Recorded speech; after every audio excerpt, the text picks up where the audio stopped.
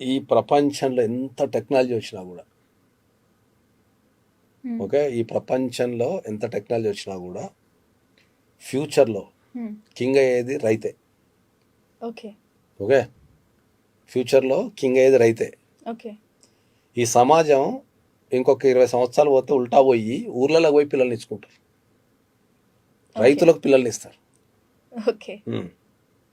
So ఎత్తుకులాడుకొని మరి పిల్లల్ని ఇస్తారు.